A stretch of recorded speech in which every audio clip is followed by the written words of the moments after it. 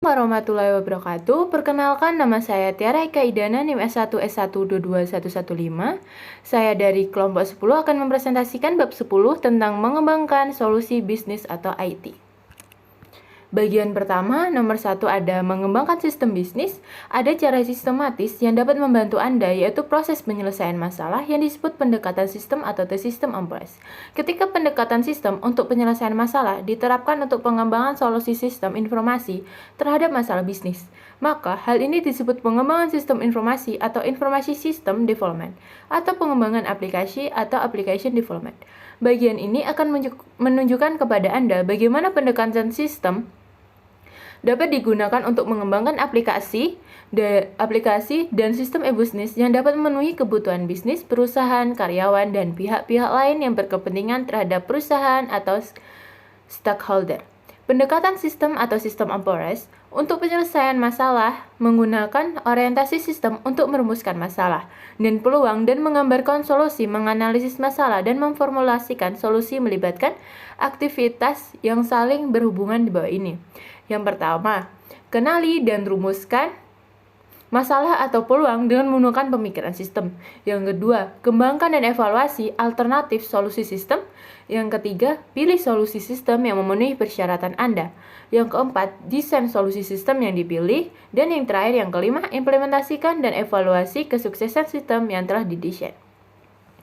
Yang kedua, studi kasus 1 tentang Blue Cross, IT, and Wireless dan Christus tantangan pengembangan sistem web swalayan.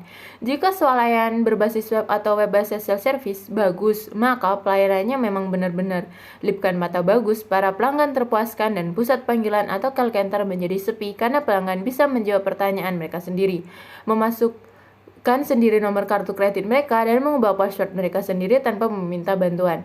Tetapi jika swalayan berbasis web buruk, maka pelayanan memang benar-benar buruk. Pelanggan yang frustasi akan mengunjungi situs pesaing atau menghubungi call center Anda. Artinya, Anda harus membayar situs web swalayan dan call center. Dan pelanggan tetap tidak terpuaskan atau interface web yang desainnya buruk yang menyediakan kepada pemakai situs swalayan dengan urutan pilihan yang membingungkan atau memberikan pertanyaan yang tidak bisa dijawab oleh pemakai layanan.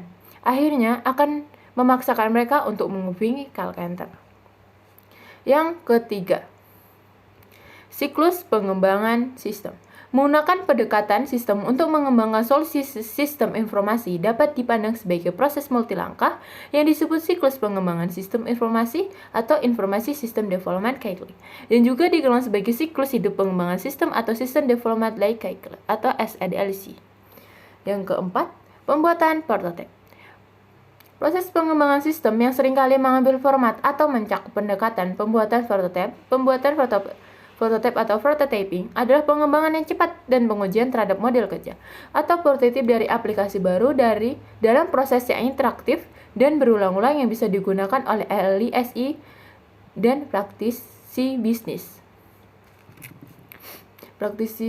Pembuatan prototipe membuat proses pengembangan lebih cepat dan lebih mudah, khususnya untuk proyek di mana persyaratan pemakai akhir sulit dirumuskan. Karena itulah pembuatan prototipe terkadang disebut juga dengan desain aplikasi cepat atau rapid application design rate. Pembuatan prototipe juga membuka proses pengembangan aplikasi untuk pemakaian akhir karena pembuatan prototipe menyederhanakan dan mempercepat desain sistem. Yang kelima, proses pembuatan prototipe. Pembuatan prototipe dapat digunakan untuk aplikasi besar dan aplikasi kecil. Umumnya, sistem bisnis besar masih perlu menggunakan pendekatan pengembangan sistem tradisional, tetapi sebagai sistem tersebut seringkali dapat dibuatkan prototipenya. Prototip aplikasi bisnis diperlukan oleh pemakai akhir dikembangkan secara cepat dengan menggunakan berbagai alat software pengembangan aplikasi. Kemudian sistem prototipe tersebut diperbaiki berkali-kali hingga dapat diterima.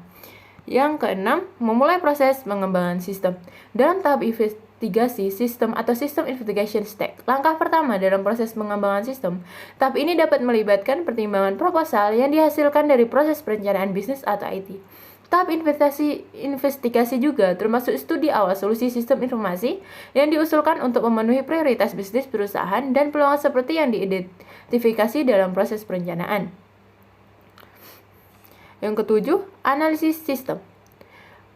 Analisis sistem merupakan studi mendalam mengenai informasi yang dibutuhkan oleh pemakai akhir yang menghasilkan persyaratan functional requirement yang digunakan sebagai dasar untuk desain sistem informasi baru. Analisis sistem secara tradisional melibatkan studi rinci. Ada juga analisis sistem tentang analisis organisasional. Analisis organisasional atau organizational analysis merupakan langkah pertama yang penting dilakukan dalam analisis sistem. Karena itulah, anggota tim pengembangan harus mengetahui tentang organisasinya, struktur manajemen orang-orang, aktivitas bisnisnya, sistem lingkungan yang terkait, dan sistem informasi terbaru. Ada juga analisis sistem yang ada. Sebelum Anda mendesain sistem baru, Anda perlu mempelajari sistem yang akan ditingkatkan atau diganti, atau jika ada, Anda perlu menganalisis bagaimana sistem ini menggunakan hardware, software, jaringan, dan sumber daya manusia untuk mengubah sumber data, seperti data transaksi ke produk informasi seperti laporan dan tampilan. Yang ke-8, desain sistem. Analisis sistem atau sistem analisis mendeskripsikan apa yang harus dilakukan oleh sistem untuk memenuhi kebutuhan informasi pemakai. Desain sistem atau sistem design menentukan bagaimana sistem akan memenuhi tujuan tersebut. Desain sistem terdiri dari aktivitas desain yang menghasilkan spesifikasi sistem yang memenuhi persyaratan fungsional yang dikembangkan dalam proses analisis sistem. Ada juga desain interface pemakai. Aktivitas desain interface pemakai berfokus pada dukungan interaksi antara pemakai akhir dan aplikasi berbasis komputer. Para perancang memfokuskan pada bentuk desain yang menarik dan efisien dari input dan output pemakai, seperti halaman web internet dan internet yang mudah digunakan seperti yang sudah disebutkan sebelumnya. Desain interface pemakai seringkali merupakan proses pembuatan prototipe atau prototype, di mana model kerja atau prototipe metode interface pemakaian didesain dan dimodifikasi beberapa kali dengan tanggapan dari pemakai akhir. Ada juga spesifikasi sistem. Spesifikasi sistem atau system specification memformulasikan desain metode interface pemakai dan produk aplikasi, struktur database, serta pemrosesan dan prosedur pengendalian. Oleh karena itu, perancang sistem akan sering mengembangkan hardware, software, jaringan, data, dan spesifikasi personal untuk sistem yang diusulkan. Yang ke-9, pengembangan pemakaian air. Pada pengembangan pemakaian air atau end user development, praktis CSI memainkan peran sebagai konsultan, sementara Anda melakukan pengembangan aplikasi Anda sendiri. Kadang-kadang, staf dari konsultan pemakai siap membantu Anda, dan pemakai akhir lainnya dalam usaha pengembangan aplikasi Anda. Bantuan ini mungkin termasuk pelatihan penggunaan paket aplikasi, pembelian hardware, software, dampingan untuk mendapatkan akses ke database organisasi, dan tentu saja dampingan dalam menganalisis, mendesain, dan mengimplementasikan aplikasi bisnis IT yang Anda butuhkan. Ada juga fokus aktivitas sistem informasi. Perlu diingat bahwa pengembangan pemakaian akhir harus berfokus pada aktivitas dasar dari sistem informasi. Dalam menganalisis aplikasi potensial Anda pertama-tama harus berlaku pada output yang dihasilkan oleh aplikasi. Ada juga melakukan pengembangan akhir. Dalam pengembangan pemakaian akhir, Anda dan praktisi bisnis lainnya dapat mengembangkan cara baru atau cara yang lebih baik untuk melakukan tugas Anda tanpa keterlibatan langsung dari ahli SI.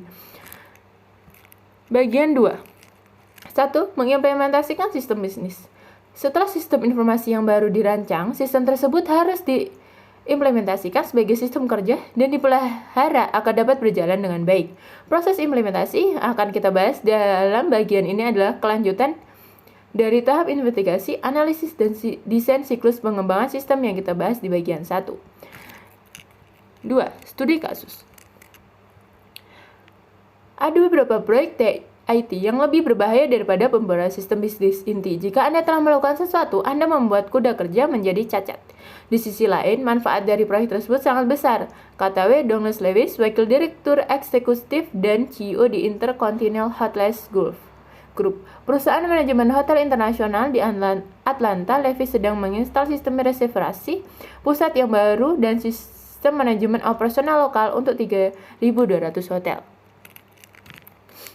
3. Mengimplementasikan sistem baru. Tahap implementasi sistem atau system implementation melibatkan pemerolehan hardware dan software, pengembangan software, pengujian program dan prosedur, konversi sumber data, dan berbagai alternatif konversi. Oleh sebab itu, proses implementasi biasanya memerlukan usaha manajemen proyek atau project management dari para manajer unit bisnis. 4. Mengevaluasi hardware, software, dan layanan. Perusahaan besar sering mengevaluasi hardware dan software yang diusulkan dengan meminta pemesanan program pengujian benchmark khusus dan data pengujian benchmarking, simulasi pemesanan pekerjaan khusus di beberapa komputer dan mengevaluasi kinerjanya. Faktor-faktor evaluasi hardware. Ketika Anda mengevaluasi hardware yang dibutuhkan oleh aplikasi bisnis, yang Anda harus meneliti karakteristik kinerja dan fisik tertentu untuk setiap sistem komputer dan atau komponen periferal yang dibutuhkan. Perhatikan bahwa banyak hal lagi yang harus dievaluasi mengenai hardware daripada menentukan alat komputasi yang tercepat dan termurah. Faktor-faktor evaluasi software. Anda harus mengevaluasi software menurut banyak faktor yang mirip dengan yang digunakan untuk evaluasi hardware. Jadi faktor-faktor kinerja, biaya, keandalan, ketersediaan, kompatibilitas, modalitas, teknologi, ergonomi, dan pendukung harus digunakan untuk mengevaluasi akuisisi software yang diusulkan. Evaluasi layanan sistem informasi. Kebanyakan, termasuk produk hardware dan software, dan banyak perusahaan lainnya menawarkan berbagai layanan SI atau S-Service ke pemakai akhir dan organisasi. Jenis-jenis lain dari layanan SI dibutuhkan oleh bisnis dapat melakukan outsourcing ke perusahaan luar dengan harga yang dinegosiasikan. 5. Aktivitas implementasi lainnya. Pengujian konversi data, dokumentasi, dan pelatihan adalah kunci utama agar implementasi sistem bisnis yang baru dapat berhasil. Ada 1. Pengujian sistem atau sistem testing dapat melibatkan pengujian dan debugging software, pengujian kinerja situs web, dan pengujian hardware baru.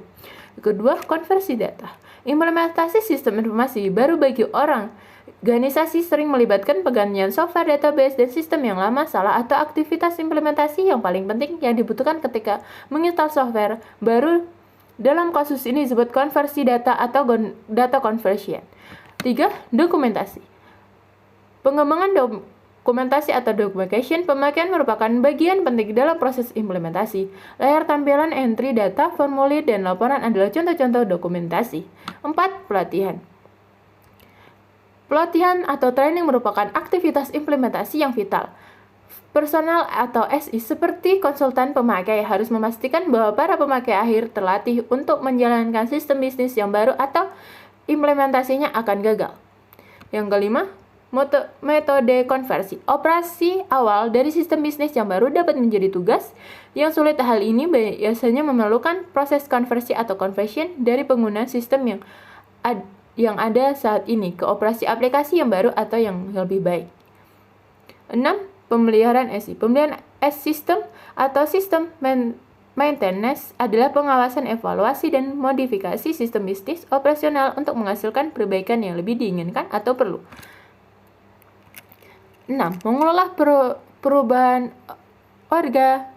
organisasional.